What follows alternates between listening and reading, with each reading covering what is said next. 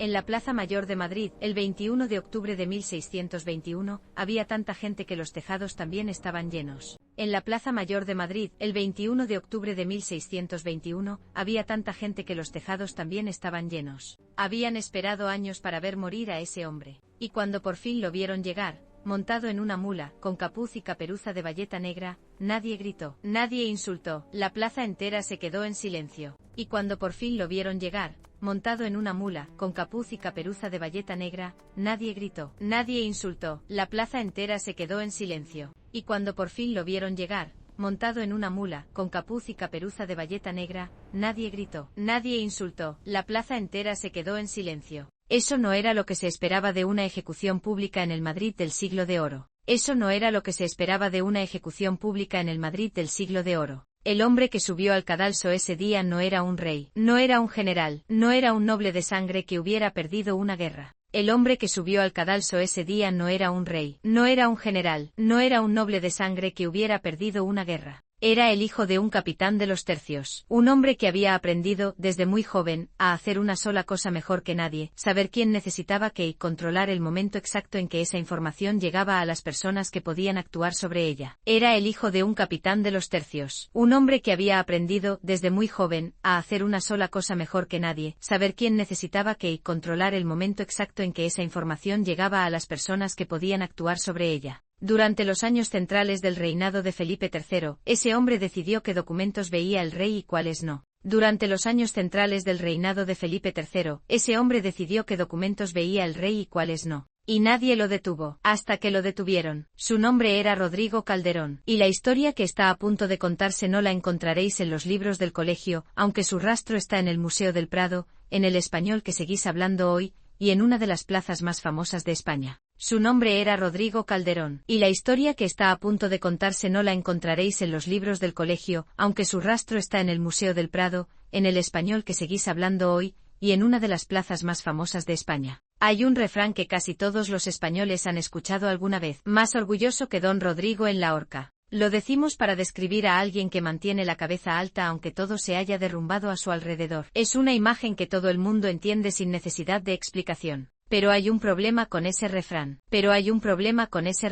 Rodrigo Calderón no murió en la horca. Fue degollado, a espada, porque era noble, y los nobles no se ahorcaban. El refrán usó la imagen de la horca porque era más evocadora, más dramática, más fácil de visualizar para quien nunca había visto de cerca una ejecución por decapitación. Fue degollado, a espada, porque era noble, y los nobles no se ahorcaban. El refrán usó la imagen de la horca porque era más evocadora, más dramática, más fácil de visualizar para quien nunca había visto de cerca una ejecución por decapitación. 4 siglos después, el error sigue vivo en el idioma. Y ese detalle, ese pequeño error que el tiempo convirtió en verdad popular, es el mejor punto de entrada para entender quién fue realmente este hombre. Porque Rodrigo Calderón fue, durante décadas, exactamente eso, alguien a quien todos creían conocer, pero que en realidad nadie veía con claridad. Y ese detalle, ese pequeño error que el tiempo convirtió en verdad popular, es el mejor punto de entrada para entender quién fue realmente este hombre. Porque Rodrigo Calderón fue, durante décadas, exactamente eso, alguien a quien todos creían conocer, pero que en realidad nadie veía con claridad. Para entender cómo llegó Calderón al cadalso de la Plaza Mayor, hay que retroceder algo más de 40 años. Hay que ir a Flandes. Hacia 1576, en la ciudad de Amberes, nació un niño en el seno de una familia que no tenía sangre noble pero sí tenía historia. Sus padres eran primos hermanos entre sí: Francisco Calderón,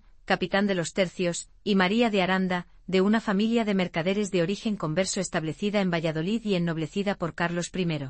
Hacia 1576, en la ciudad de Amberes, nació un niño en el seno de una familia que no tenía sangre noble pero sí tenía historia. Sus padres eran primos hermanos entre sí: Francisco Calderón, capitán de los tercios, y María de Aranda, de una familia de mercaderes de origen converso establecida en Valladolid y ennoblecida por Carlos I. No era una cuna ilustre, pero tampoco era el fondo de la escala social. El niño creció en el entorno de los militares y los funcionarios que sostenían el aparato del imperio. Aprendió a moverse entre personas con poder antes de tener ninguno propio. Y aprendió sobre todo que el poder real rara vez residía en quien llevaba el título. El niño creció en el entorno de los militares y los funcionarios que sostenían el aparato del imperio. Aprendió a moverse entre personas con poder antes de tener ninguno propio. Y aprendió sobre todo que el poder real rara vez residía en quien llevaba el título. En 1595, con poco más de 20 años, entró al servicio de Francisco Gómez de Sandoval, entonces marqués de Denia. Ese nombre en 1595 no era todavía sinónimo de nada extraordinario. 3 años después lo sería. En 1598 murió Felipe II, el rey que había gobernado durante 42 años con una disciplina que rozaba la obsesión. Dejó un trono y un heredero. En 1598 murió Felipe II, el rey que había gobernado durante 42 años con una disciplina que rozaba la obsesión. Dejó un trono y un heredero. El heredero tenía 20 años. Se llamaba Felipe III. Y desde el primer día quedó claro que Felipe III no quería gobernar de la misma manera que su padre. No porque fuera incapaz, sino porque el poder, con todo lo que implicaba de decisiones diarias, de disputas interminables, de documentos que nunca terminaban de llegar, era algo que le pesaba de una manera que nunca llegó a disimular bien. Y desde el primer día quedó claro que Felipe III no quería gobernar de la misma manera que su padre. No porque fuera incapaz, sino porque el poder, con todo lo que implicaba de decisiones diarias, de disputas interminables, de documentos que nunca terminaban de llegar, era algo que le pesaba de una manera que nunca llegó a disimular bien. Y desde el primer día quedó claro que Felipe III no quería gobernar de la misma manera que su padre. No porque fuera incapaz, sino porque el poder, con todo lo que implicaba de decisiones diarias, de disputas interminables, de documentos que nunca terminaban de llegar, era algo que le pesaba de una manera que nunca llegó a disimular bien. Lo que Felipe III quería era delegar, y el hombre en quien delegó fue el marqués de Denia, su amigo de infancia,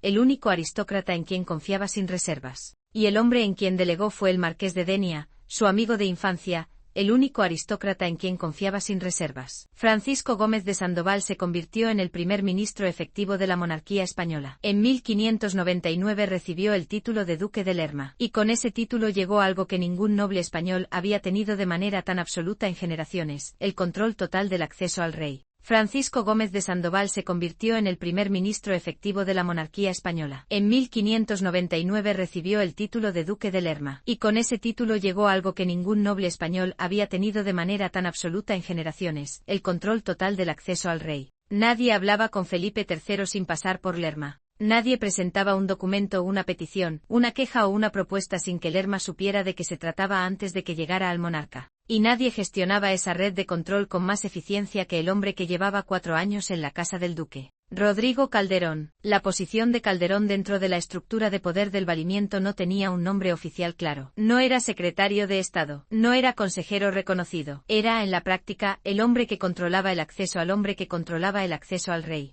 La posición de Calderón dentro de la estructura de poder del valimiento no tenía un nombre oficial claro. No era secretario de Estado, no era consejero reconocido. Era, en la práctica, el hombre que controlaba el acceso al hombre que controlaba el acceso al rey. Eso, en la España de Felipe III, era una posición de poder casi ilimitada. En torno a 1600 no había nombramiento, concesión, permiso, contrato ni beneficio económico en la corte que no pasara de algún modo por la red que Lerma había construido. Y Calderón era el operador más eficaz de esa red. Decidía qué peticiones llegaban al duque esa mañana y cuáles esperaban. Sabía quién necesitaba un favor y quién podía pagarlo. Conocía los tiempos, las urgencias y las vulnerabilidades de cada hombre que cruzaba la antesala del valido. En torno a 1600 no había nombramiento, concesión, permiso, contrato ni beneficio económico en la corte que no pasara de algún modo por la red que Lerma había construido. Y Calderón era el operador más eficaz de esa red. Decidía qué peticiones llegaban al duque esa mañana y cuáles esperaban. Sabía quién necesitaba un favor y quién podía pagarlo. Conocía los tiempos, las urgencias y las vulnerabilidades de cada hombre que cruzaba la antesala del valido. En torno a 1600 no había nombramiento, concesión, permiso, contrato ni beneficio económico en la corte que no pasara de algún modo por la red que Lerma había construido. Y Calderón era el operador más eficaz de esa red. Decidía qué peticiones llegaban al duque esa mañana y cuáles esperaban. Sabía quién necesitaba un favor y quién podía pagarlo. Conocía los tiempos, las urgencias y las vulnerabilidades de cada hombre que cruzaba la antesala del valido. Sus contemporáneos lo describieron con una frase que no dejaba lugar a dudas. Era el verdadero señor de la oreja del duque.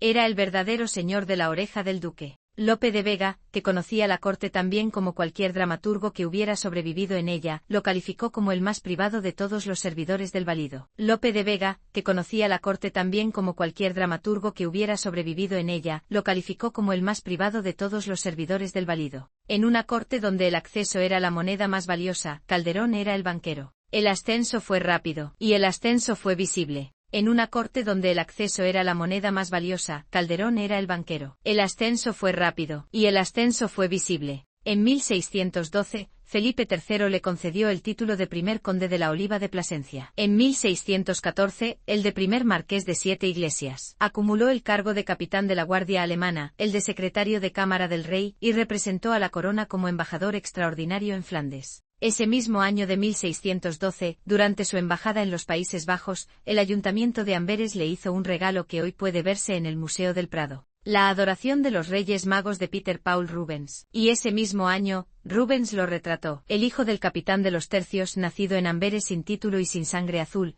posó para el pintor más importante de su época como conde de Oliva, con la seguridad de alguien que no duda de su lugar en el mundo. Y ese mismo año, Rubens lo retrató. El hijo del capitán de los tercios, nacido en Amberes sin título y sin sangre azul, posó para el pintor más importante de su época como conde de Oliva, con la seguridad de alguien que no duda de su lugar en el mundo. 9 años después, ese mismo hombre moriría degollado en una plaza pública. Pero en 1612 nada de eso era todavía visible. Lo que sí era visible era el patrimonio. Un patrimonio que sus enemigos describían como asombroso, acumulado a una velocidad que no encajaba con ningún salario oficial. Un hombre que había entrado al servicio de un aristócrata como paje salía de esos años con palacios, rentas y colecciones de arte que habrían avergonzado a muchos nobles de nacimiento. Lo que sí era visible era el patrimonio. Un patrimonio que sus enemigos describían como asombroso, acumulado a una velocidad que no encajaba con ningún salario oficial. Un hombre que había entrado al servicio de un aristócrata como paje salía de esos años con palacios, rentas y colecciones de arte que habrían avergonzado a muchos nobles de nacimiento. El sistema funcionaba así.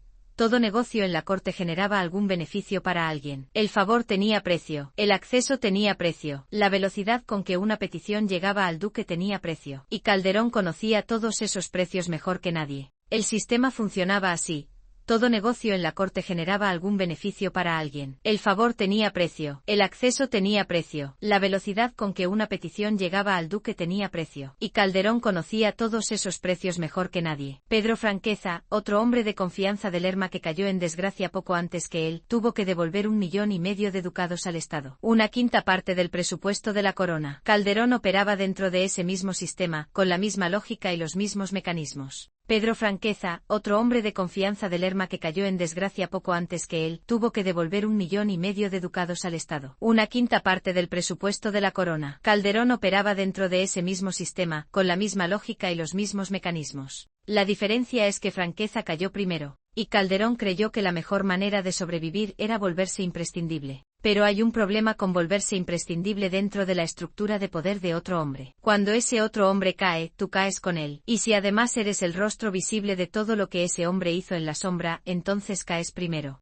Eso fue lo que ocurrió, pero no de golpe. La caída de Calderón no fue una sola tarde de octubre. Empezó años antes con una muerte que nadie esperaba y con una acusación que ningún tribunal pudo probar. Pero hay un problema con volverse imprescindible dentro de la estructura de poder de otro hombre. Cuando ese otro hombre cae, tú caes con él. Y si además eres el rostro visible de todo lo que ese hombre hizo en la sombra, entonces caes primero. Eso fue lo que ocurrió, pero no de golpe. La caída de Calderón no fue una sola tarde de octubre. Empezó años antes con una muerte que nadie esperaba y con una acusación que ningún tribunal pudo probar. En 1611, la reina Margarita de Austria murió durante el parto de su octavo hijo. Tenía 26 años. La muerte de una reina joven en el parto no era infrecuente en el siglo XVII. Era un riesgo que todas las mujeres de su posición asumían en cada embarazo, sin excepción. Pero en la corte de Felipe III, la muerte de la reina no se quedó en una tragedia médica. Los enemigos de Calderón extendieron el rumor de que la reina no había muerto de causas naturales, que alguien la había envenenado, y que la persona detrás de ese supuesto envenenamiento era Rodrigo Calderón, a través de una mujer llamada Francisca de Tavara, a quien se acusó de practicar la brujería.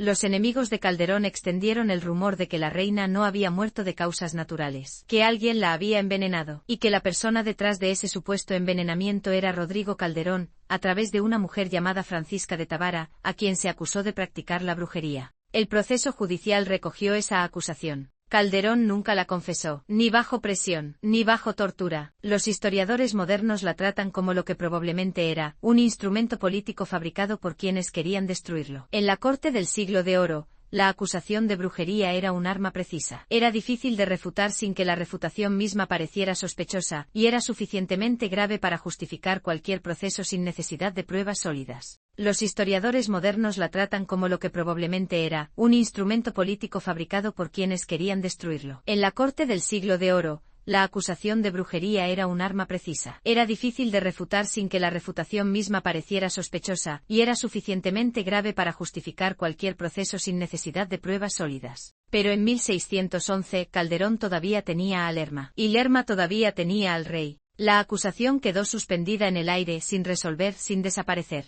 El verdadero punto de inflexión llegó en 1618. No fue una batalla ni una conspiración, fue una destitución. Después de 20 años como valido, el duque de Lerma había acumulado enemigos suficientes como para que incluso dentro de su propia familia comenzaran a moverse en su contra. Su hijo, el duque de Uceda, encabezó la maniobra que apartó a su padre del poder. Después de 20 años como valido, el duque de Lerma había acumulado enemigos suficientes como para que incluso dentro de su propia familia comenzaran a moverse en su contra. Su hijo, el duque de Uceda, encabezó la maniobra que apartó a su padre del poder. En octubre de 1618, Lerma fue destituido. Para protegerse de las represalias, consiguió algo que Calderón nunca podría conseguir, el capelo cardenalicio. La Iglesia le proporcionó inmunidad. Una copla satírica que circuló en Madrid lo dijo con una precisión que no necesitaba adornos: el mayor ladrón del mundo, por no morir ahorcado, se vistió de colorado. Para protegerse de las represalias, consiguió algo que Calderón nunca podría conseguir, el capelo cardenalicio. La Iglesia le proporcionó inmunidad. Una copla satírica que circuló en Madrid lo dijo con una precisión que no necesitaba adornos: el mayor ladrón del mundo, por no morir ahorcado, se vistió de colorado. Lerma sobrevivió. Calderón no tenía capa roja. En octubre de 1618, Lerma fue destituido. Para protegerse de las represalias, consiguió algo que Calderón nunca podría conseguir, el capelo cardenalicio. La Iglesia le proporcionó inmunidad. Una copla satírica que circuló en Madrid lo dijo con una precisión que no necesitaba adornos: el mayor ladrón del mundo, por no morir ahorcado, se vistió de colorado. Para protegerse de las represalias, consiguió algo que Calderón nunca podría conseguir, el capelo cardenalicio. La Iglesia le proporcionó inmunidad. Una copla satírica que circuló en Madrid lo dijo con una precisión que no necesitaba adornos: el mayor ladrón del mundo, por no morir ahorcado, se vistió de colorado. Lerma sobrevivió. Calderón no tenía capa roja. Calderón no tenía nada que no hubiera dependido desde el principio del favor de un hombre que ya no estaba. El arresto llegó en la noche del 20 de febrero de 1619. Calderón se encontraba en su palacio de Valladolid cuando los alguaciles entraron. Fue conducido primero al castillo de Montánchez y posteriormente trasladado a Madrid, donde comenzaría un proceso que se prolongaría durante 25 meses. Calderón se encontraba en su palacio de Valladolid cuando los alguaciles entraron. Fue conducido primero al castillo de Montánchez y posteriormente trasladado a Madrid, donde comenzaría un proceso que se prolongaría durante 25 meses. 244 cargos. Es una cifra que conviene detener un momento. 244, no 30, no 50, 244 acusaciones formales contra un solo hombre. Es una cifra que conviene detener un momento. 244, no 30, no 50, 244 acusaciones formales contra un solo hombre. Ese número no refleja necesariamente el volumen real de los delitos cometidos. Refleja el volumen de los enemigos que habían esperado pacientemente su oportunidad. Cada concesión bloqueada, cada petición retrasada, cada cargo favorecido a otro. Todo eso regresó en forma de acusación en cuanto dejó de tener a nadie que lo protegiera. Ese número no refleja necesariamente el volumen real de los delitos cometidos. Refleja el volumen de los enemigos que habían esperado pacientemente su oportunidad. Cada concesión bloqueada, cada petición retrasada, cada cargo favorecido a otro. Todo eso regresó en forma de acusación en cuanto dejó de tener a nadie que lo protegiera. Así funciona la caída del hombre que controla el acceso. En el momento en que pierde ese control, todos los que alguna vez necesitaron algo de él recuerdan de repente que les debía una explicación. El juicio se convirtió en un espectáculo político.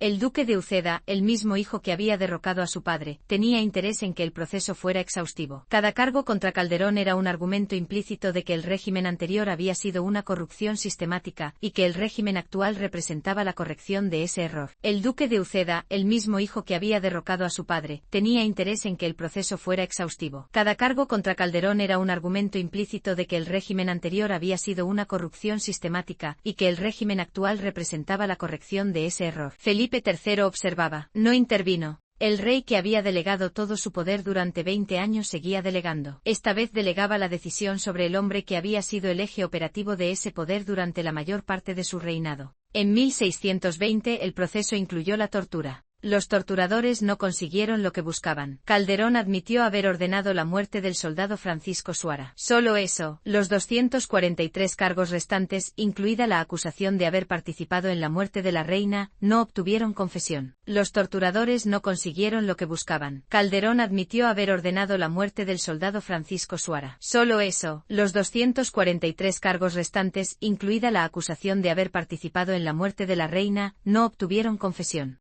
En 1620 el proceso incluyó la tortura. Los torturadores no consiguieron lo que buscaban. Calderón admitió haber ordenado la muerte del soldado Francisco Suara. Solo eso, los 243 cargos restantes, incluida la acusación de haber participado en la muerte de la reina, no obtuvieron confesión. Los documentos del proceso no contienen pruebas suficientes para sostener la mayoría de las acusaciones. Los historiadores que han examinado los archivos judiciales son claros en ese punto. Pero Calderón fue condenado de todas formas. Entonces ocurrió algo que nadie había calculado. El 31 de marzo de 1621, las campanas de Madrid comenzaron a repicar. Felipe III había muerto. Tenía 42 años. Calderón lo supo en cuanto escuchó las campanas. Las crónicas recogen sus palabras con precisión. El rey muerto, yo soy muerto también. No era fatalismo, era un análisis político exacto. Felipe III, aunque nunca había intervenido activamente para salvarlo, era la única figura cuya existencia mantenía abierta cualquier posibilidad de clemencia. Con el rey muerto, el trono pasaba a Felipe IV, que tenía 16 años, y el hombre que en la práctica gobernaría junto a ese rey joven era el conde duque de Olivares. Felipe III, aunque nunca había intervenido activamente para salvarlo, era la única figura cuya existencia mantenía abierta cualquier posibilidad de clemencia. Con el rey muerto, el trono pasaba a Felipe IV, que tenía 16 años, y el hombre que en la práctica gobernaría junto a ese rey joven era el conde duque de Olivares. Olivares no era el duque de Uceda, era algo más peligroso,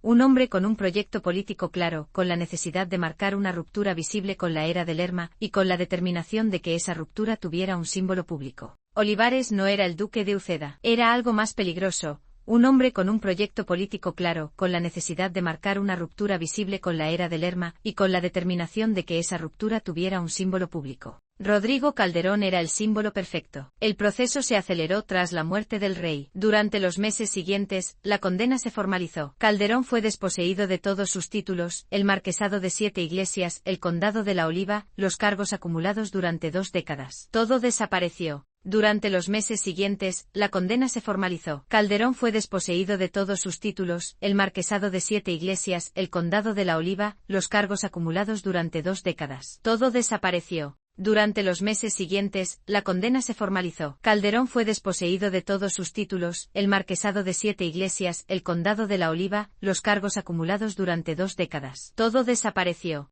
La adoración de los Reyes Magos de Rubens, el cuadro que el Ayuntamiento de Amberes le había regalado en el cenit de su poder, fue adquirida por Felipe IV en 1623 y colocada en el Alcázar Real de Madrid. La adoración de los Reyes Magos de Rubens, el cuadro que el Ayuntamiento de Amberes le había regalado en el cenit de su poder, fue adquirida por Felipe IV en 1623 y colocada en el Alcázar Real de Madrid. La pintura que había pertenecido al hombre más influyente de la corte anterior colgaba ahora en el palacio del rey que lo había mandado ejecutar. La pintura que había pertenecido al hombre más influyente de la corte anterior colgaba ahora en el palacio del rey que lo había mandado ejecutar. La pintura que había pertenecido al hombre más influyente de la corte anterior colgaba ahora en el palacio del rey que lo había mandado ejecutar. Durante los meses siguientes, la condena se formalizó. Calderón fue desposeído de todos sus títulos, el marquesado de 7 iglesias, el condado de la Oliva, los cargos acumulados durante 2 décadas. Todo desapareció. La adoración de los Reyes Magos de Rubens, el cuadro que el Ayuntamiento de Amberes le había regalado en el cenit de su poder, fue adquirida por Felipe IV en 1623 y colocada en el Alcázar Real de Madrid. La pintura que había pertenecido al hombre más influyente de la corte anterior colgaba ahora en el palacio del rey que lo había mandado ejecutar. Así terminan los patrimonios de los hombres que construyen su poder sobre el favor de otro. La ejecución fue fijada para el 21 de octubre de 1621.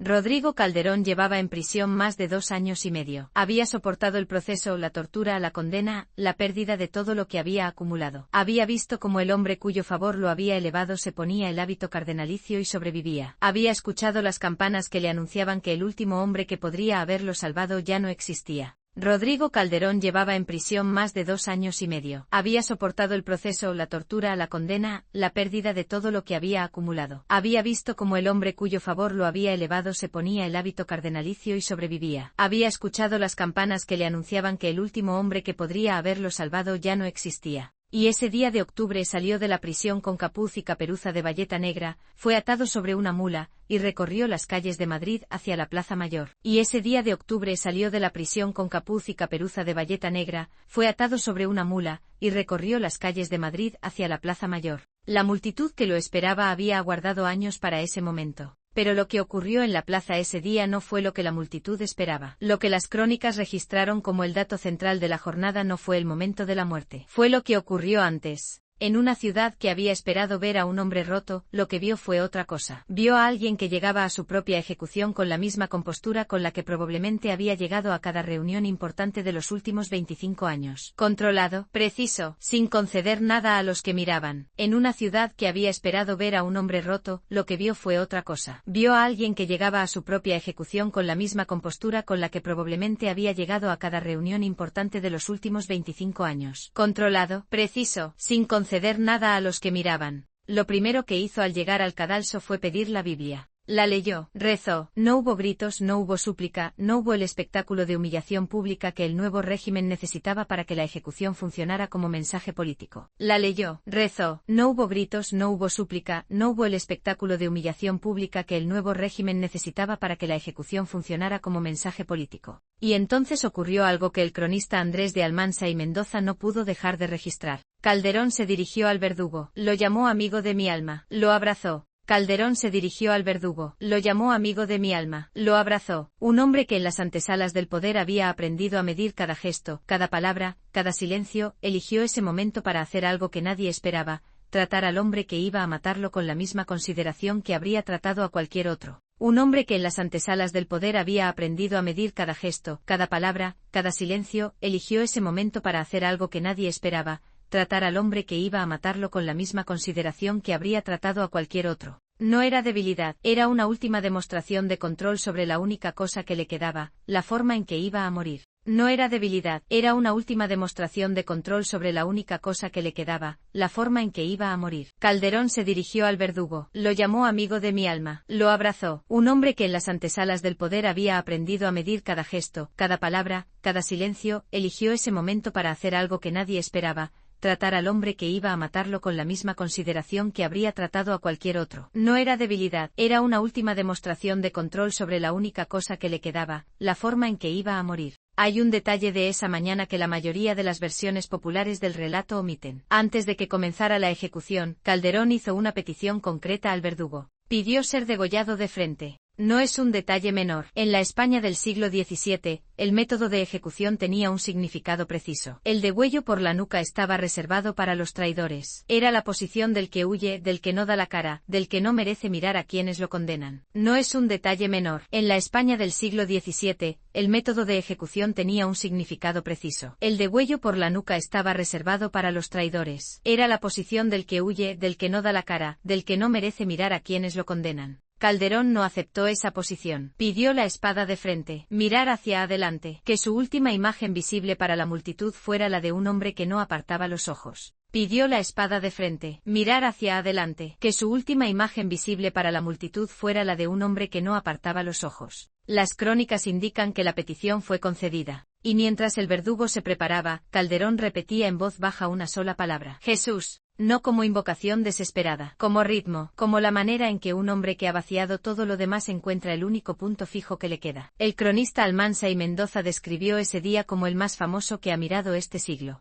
No el más trágico, no el más sangriento, el más famoso. Porque lo que ocurrió en la Plaza Mayor el 21 de octubre de 1621 no fue lo que se esperaba de una ejecución pública ordinaria. La multitud que había ido a presenciar el final de un hombre corrupto se encontró con algo mucho más incómodo, un hombre que moría mejor de lo que la mayoría de ellos habría sabido hacerlo. Porque lo que ocurrió en la Plaza Mayor el 21 de octubre de 1621 no fue lo que se esperaba de una ejecución pública ordinaria. La multitud que había ido a presenciar el final de un hombre corrupto se encontró con algo mucho más incómodo, un hombre que moría mejor de lo que la mayoría de ellos habría sabido hacerlo. porque lo que ocurrió en la Plaza Mayor el 21 de octubre de 1621 no fue lo que se esperaba de una ejecución pública ordinaria. La multitud que había ido a presenciar el final de un hombre corrupto se encontró con algo mucho más incómodo, un hombre que moría mejor de lo que la mayoría de ellos habría sabido hacerlo. Porque lo que ocurrió en la Plaza Mayor el 21 de octubre de 1621 no fue lo que se esperaba de una ejecución pública ordinaria. La multitud que había ido a presenciar el final de un hombre corrupto se encontró con algo mucho más incómodo, un hombre que moría mejor de lo que la mayoría de ellos habría sabido hacerlo. Porque lo que ocurrió en la Plaza Mayor el 21 de octubre de 1621 no fue lo que se esperaba de una ejecución pública ordinaria. La multitud que había ido a presenciar el final de un hombre corrupto se encontró con algo mucho más incómodo, un hombre que moría mejor de lo que la mayoría de ellos habría sabido hacerlo. Porque lo que ocurrió en la Plaza Mayor el 21 de octubre de 1621 no fue lo que se esperaba de una ejecución pública ordinaria. La multitud que había ido a presenciar el final de un hombre corrupto se encontró con algo mucho más incómodo, un hombre que moría mejor de lo que la mayoría de ellos habría sabido hacerlo. Porque lo que ocurrió en la Plaza Mayor el 21 de octubre de 1621 no fue lo que se esperaba de una ejecución pública ordinaria. La multitud que había ido a presenciar el final de un hombre corrupto se encontró con algo mucho más incómodo, un hombre que moría mejor de lo que la mayoría de ellos habría sabido hacerlo. Porque lo que ocurrió en la Plaza Mayor el 21 de octubre de 1621 no fue lo que se esperaba de una ejecución pública ordinaria. La multitud que había ido a presenciar el final de un hombre corrupto se encontró con algo mucho más incómodo, un hombre que moría mejor de lo que la mayoría de ellos habría sabido hacerlo. No el más trágico, no el más sangriento, el más famoso.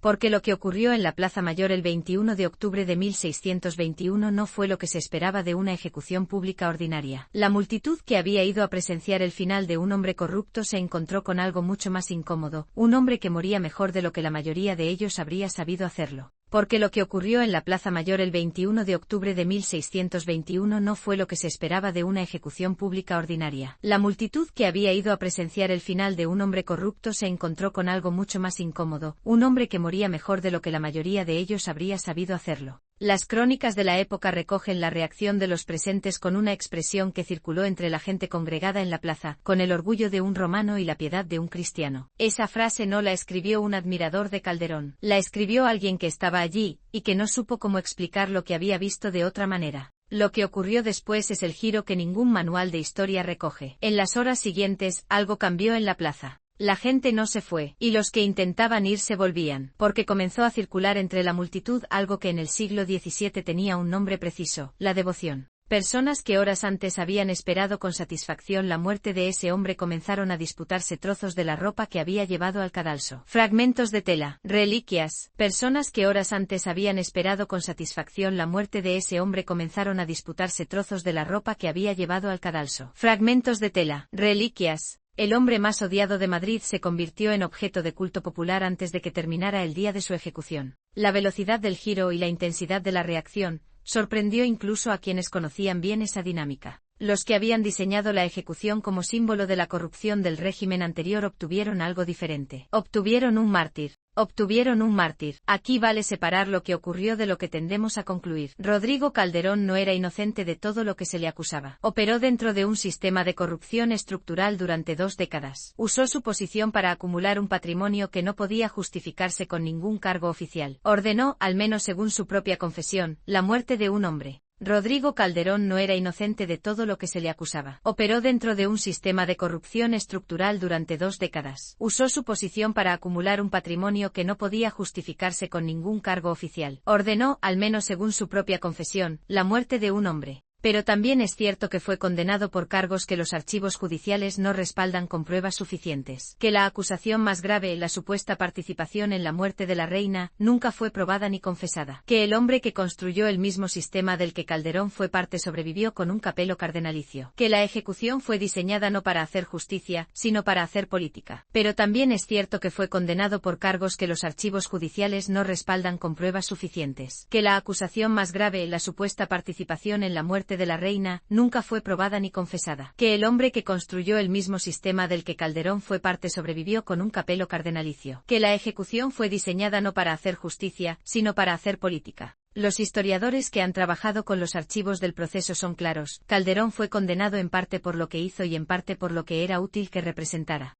Los historiadores que han trabajado con los archivos del proceso son claros. Calderón fue condenado en parte por lo que hizo y en parte por lo que era útil que representara. Los historiadores que han trabajado con los archivos del proceso son claros. Calderón fue condenado en parte por lo que hizo y en parte por lo que era útil que representara. Rodrigo Calderón no era inocente de todo lo que se le acusaba. Operó dentro de un sistema de corrupción estructural durante 2 décadas. Usó su posición para acumular un patrimonio que no podía justificarse con ningún cargo oficial. Ordenó, al menos según su propia confesión, la muerte de un hombre. Pero también es cierto que fue condenado por cargos que los archivos judiciales no respaldan con pruebas suficientes. Que la acusación más grave, la supuesta participación en la muerte de la reina, nunca fue probada ni confesada. Que el hombre que construyó el mismo sistema del que Calderón fue parte sobrevivió con un capelo cardenalicio. Que la ejecución fue diseñada no para hacer justicia, sino para hacer política. Pero también es cierto que fue condenado por cargos que los archivos judiciales no respaldan con pruebas suficientes. Que la acusación más grave, la supuesta participación en la muerte de la reina, nunca fue probada ni confesada. Que el hombre que construyó el mismo sistema del que Calderón fue parte sobrevivió con un capelo cardenalicio. Que la ejecución fue diseñada no para hacer justicia, sino para hacer política. Los historiadores que han trabajado con los archivos del proceso son claros. Calderón fue condenado en parte por lo que hizo y en parte por lo que era útil que representara. Esa distinción importa, no para absolver a Calderón, para entender cómo funciona el poder cuando necesita un culpable visible. El duque de Lerma murió en 1625, 4 años después que Calderón. Murió en su cama, con el hábito de cardenal, con la inmunidad de la Iglesia intacta. Nunca fue juzgado, nunca fue torturado, nunca tuvo que responder públicamente por el sistema que construyó y del que todos, incluido Calderón, formaron parte. Lerma entendió una cosa que Calderón nunca llegó a comprender del todo, que en el juego del poder, sobrevivir siempre requiere tener preparada la salida antes de que la necesites. La Plaza Mayor de Madrid donde Calderón fue ejecutado en 1621 es la misma plaza que hoy visitáis cuando vais al centro de Madrid.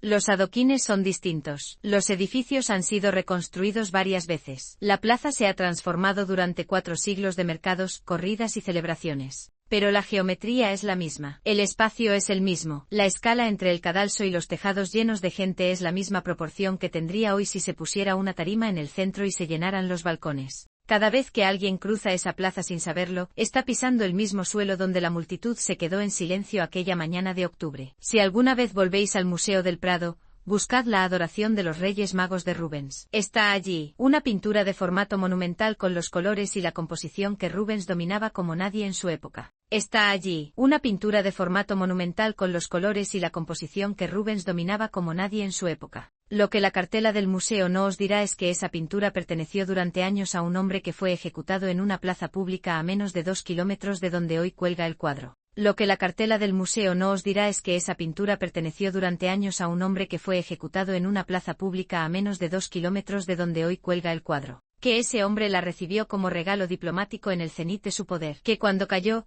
la pintura fue adquirida por el rey que lo mandó ejecutar. Que ese rey la instaló en el Alcázar Real de Madrid como parte de su propia colección. Que ese hombre la recibió como regalo diplomático en el cenit de su poder. Que cuando cayó, la pintura fue adquirida por el rey que lo mandó ejecutar. Que ese rey la instaló en el Alcázar Real de Madrid como parte de su propia colección. Y que desde entonces ha estado en manos de la corona española, pasando por distintos palacios y reales sitios, hasta llegar a las paredes del Prado. Y que desde entonces ha estado en manos de la corona española, pasando por distintos palacios y reales sitios, hasta llegar a las paredes del Prado. Y que desde entonces ha estado en manos de la corona española, pasando por distintos palacios y reales sitios, hasta llegar a las paredes del Prado. Lo que la cartela del museo no os dirá es que esa pintura perteneció durante años a un hombre que fue ejecutado en una plaza pública a menos de 2 kilómetros de donde hoy cuelga el cuadro. Que ese hombre la recibió como regalo diplomático en el cenit de su poder. Que cuando cayó, la pintura fue adquirida por el rey que lo mandó ejecutar. Que ese rey la instaló en el Alcázar Real de Madrid como parte de su propia colección. Y que desde entonces ha estado en manos de la corona española,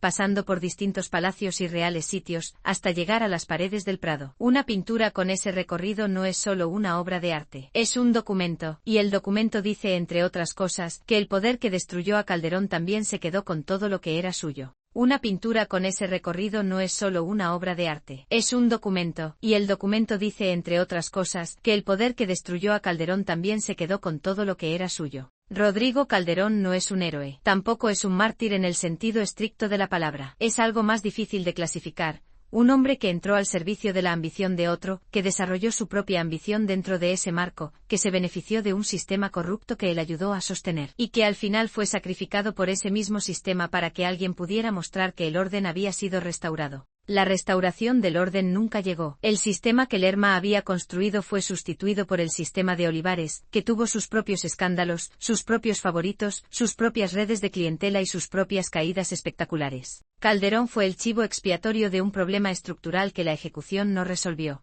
Y 4 siglos después, el refrán sigue vivo, más orgulloso que don Rodrigo en la horca. Ahora ya sabéis que no era una horca, que era una espada, que el hombre al que describe pidió que fuera de frente, que la multitud que había ido a celebrar su muerte se fue en silencio, que los que se quedaron empezaron a disputarse trozos de su ropa. Ahora ya sabéis que no era una horca, que era una espada, que el hombre al que describe pidió que fuera de frente, que la multitud que había ido a celebrar su muerte se fue en silencio, que los que se quedaron empezaron a disputarse trozos de su ropa, y que el cronista que lo presenció todo lo describió como el día más famoso que ha mirado este siglo. No el más triste, no el más justo, el más famoso, el más famoso, el más famoso, el más famoso, el más famoso, el más famoso, el más famoso, el más famoso,